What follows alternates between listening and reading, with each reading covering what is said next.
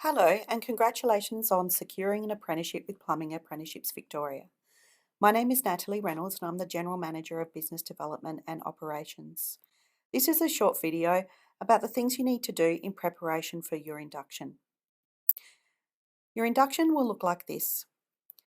You will come along, meet me and the field officers at the beginning of the day. You will have been provided with a bundle of information that needs to be completed before you come, and which also includes clear instructions as to the room number and place to meet at our training facility.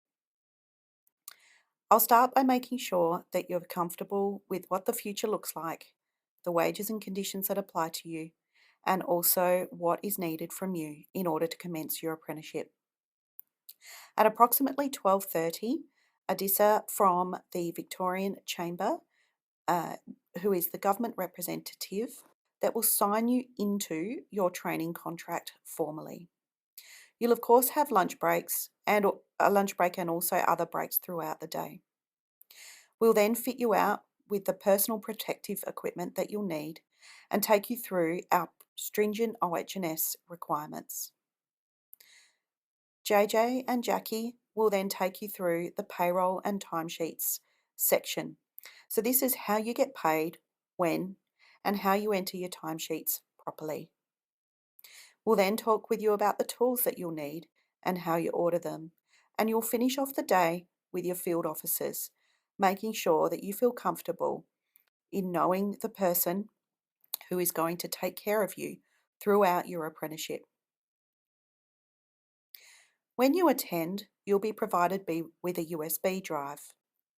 On this USB drive, you'll find all of your employment conditions, any forms or applications you need, any links to support services and discounts that you may want. Anything that is about your apprenticeship is here, including a copy of the induction presentation, some videos, and even the income protection and trauma insurance policy. It's to be kept in your wallet so that you have it with you at all times.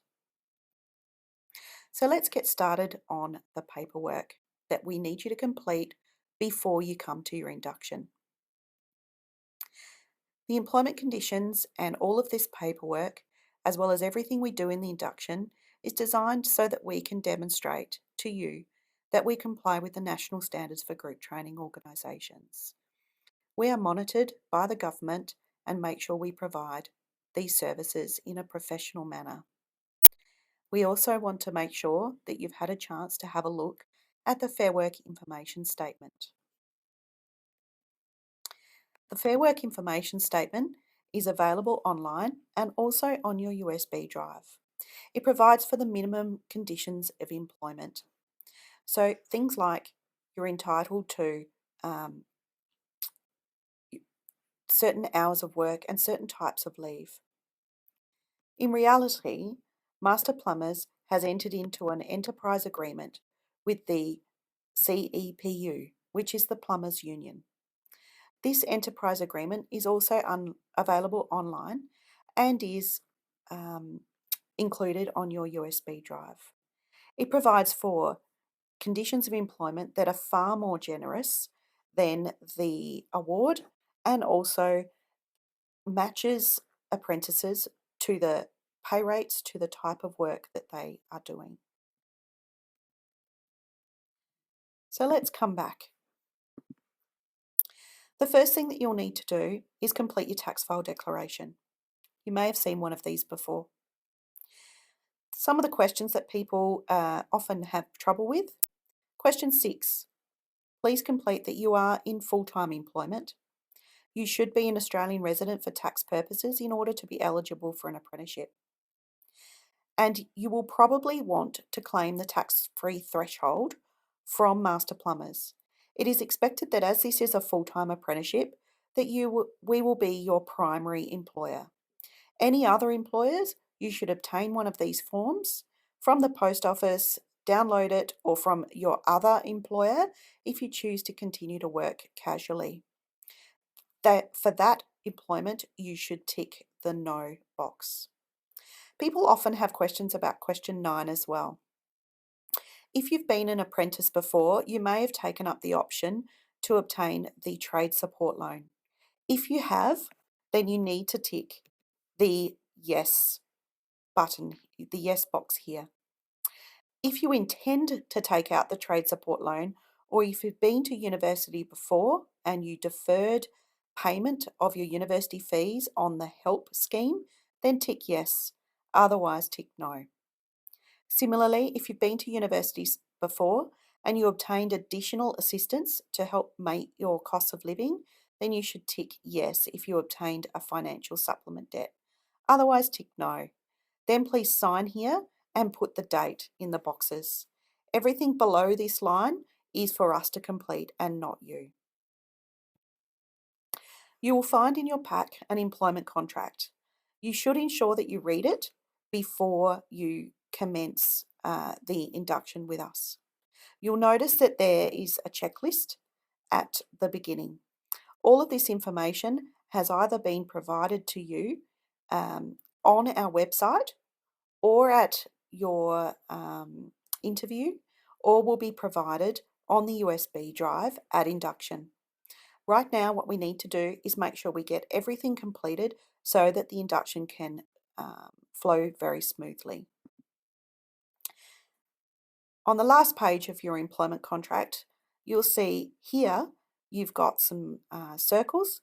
These are all things that we have provided to you and will provide you. And you need to sign and write your name on the bottom. If you are under 18 years of age, you must have your parent or guardian sign here and put their name here, because as you're under 18, you cannot enter into an employment contract on your own. Superannuation. You can choose the superannuation fund that you wish to be a part of. However, our enterprise agreement does have the CBUS superannuation fund as the default fund. You should join online and make sure that you write your member number in here, or alternatively, complete the details of your current superannuation fund. You can also download the CBUS app. So if you're unsure or you can't remember your CBUS superannuation number, you can head on straight to their website, which is here. And if you have joined before, you can go to this member login section and put in the details that you know and ask to retrieve your details.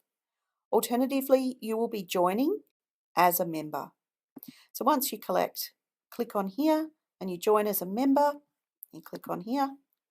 You can of course do this on your phone as well if you like, and then you can keep going down and complete all the details.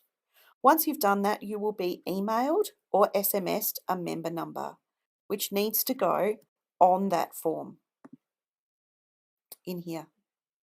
Then you need to sign the bottom and put a date on it. So that's just a reminder of the website that you need to go to if you wish to join CBUS. You'll see an enrolment form here. Seputech is the registered training organisation that we tend to use to deliver safety training. We will give you much more information about that, but these are usually things like boom or scissor lift tickets, or perhaps it might be first aid training and things like that.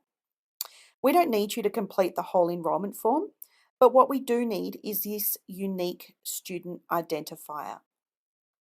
If you're doing this on your phone, you can go to usi.gov.au on your phone, and then you can have a look for your unique student identifier. If you've done any form of vet training before, you will already have a USI. So if you're not sure if you have one, you can follow this not sure link. If you do not have one, you need to create your USI. Now, if you are on the computer doing this, then the website looks like this, usi.gov.au. You can create a USI, or if you've forgotten your password or you need to find it, you can follow these links. Most often I find that people need to find their USI, and they select that they're going to enter their mobile number and their date of birth, and then it will be emailed or SMS'd to you.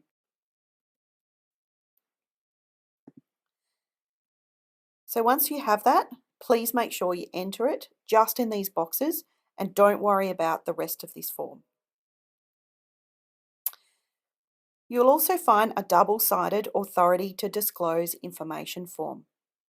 We need to be able to receive information about your training progress, and we need to monitor your placements in connection with the training that you will receive. The form is actually double-sided. It looks like this. So if you already know the registered training organisation where you would like to be enrolled to complete trade school, or if you've commenced your apprenticeship somewhere else and are recontinuing with us or recommencing with us, please put the name of your registered training organisation on that line, your name, your address, sign and date. And then on the reverse, you'll see that this is already filled in with Seputech. Seputech, as I said, is our safety training arm, and we will also need to obtain information from them when you complete safety training. Put your name, address, sign, and date.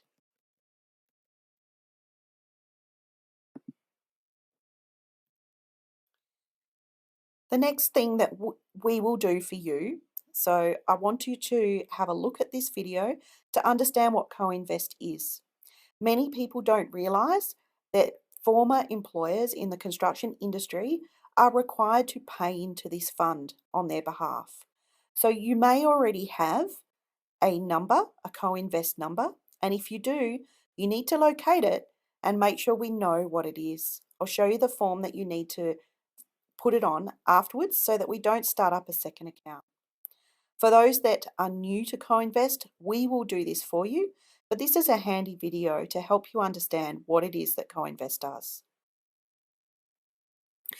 So if it is the case that you have an IncoLink number, make sure you grab that, contact IncoLink if you need to, because once again, we want to make sure that our contributions are not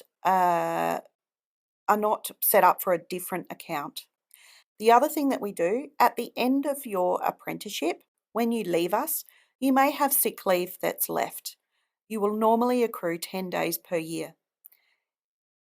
In the rest of the world, that is not the construction industry, if you leave employment and you have sick leave remaining, then that sick leave just disappears.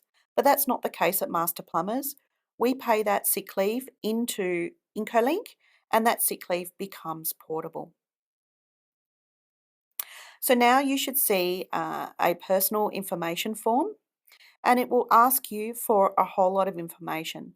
Please make sure you complete it carefully so that our payroll team can read your handwriting. Please also make sure that you have emergency contacts in there that are not you. These are people that you would trust in the event of some form of emergency or that you were not contactable. This is where you put in your superannuation and CBUS or superannuation, your CoInvest, and your IncoLink numbers if you already have them. There are a few other things that we do that is extremely generous for our PAV apprentices. We insure you for income protection and trauma. So what this means that if you do become unwell or have any form of accident or disability, whether that be at work or at home or in your private life, we insure you for your weekly wages.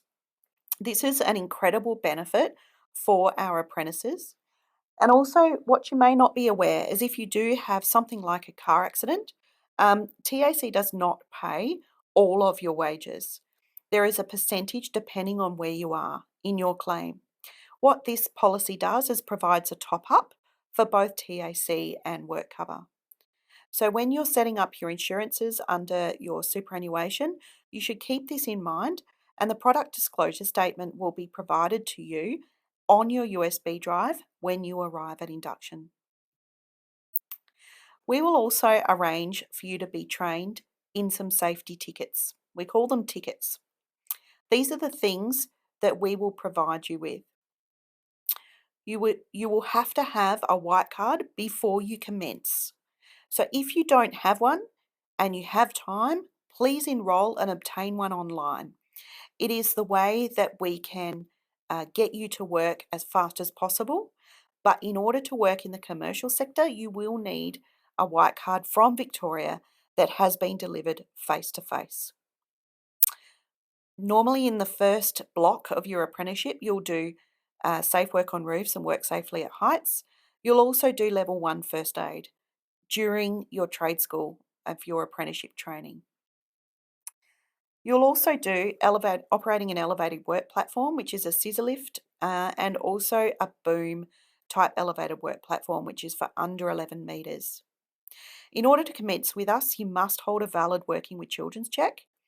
So if you haven't already, please go online to the Working with Children site at the Victorian Government, and we ask that you apply for a volunteer check. The reason being, there is no employment category that connects with plumbing apprentice. So please do this as if you are applying on behalf of a sporting club or school that you might be attached to, and apply for a volunteer check. You'll need to go to the post office and make sure that you have a photograph taken, and please bring your receipt with you as evidence that you've applied for it. At any time during your apprenticeship, you may actually be required to hold a National Police Clearance Certificate. This is not required now because the form of that certificate can be different depending on the type of host employer that you're placed with. Once you're signed up with us, you will start work with a host employer from an agreed start date and after your medical test has come back. Once you do that, your intention to complete your apprenticeship will actually appear on the government system. It's currently known as a Delta, but they're currently in a transition to a new name. The RTO that you selected with me must begin delivery within 90 days of your sign up to appearing on Delta. You might be required to attend an induction, and it's here that you'll be given a training plan with your qualification for you and us to agree. You'll also receive your trade school schedule. You should always communicate with us and the host employer early about the weeks where you're going to be at trade school. There is support available to you to be able to complete your apprenticeship. I've spoken earlier about trade support loans. There is also a trade vehicle registration discount where apprentices can obtain 50% off their registration. You may be entitled to a living away from home allowance, and you may also, if you haven't been working, be entitled to a low income healthcare card. This is extremely important. With a low income healthcare card, you can substantially reduce the cost of your trade school fees. Information about these is contained on your USB disk under Support Services and Discounts for Apprentices. You'll see that I've included on this USB drive links to all of these. But the one that you should investigate before you come, if you have the time to do so, is the income test and applying for the low income healthcare card. You can Google that, and I'm sure you'll be able to find the site. But if not, everything is here that you need to know.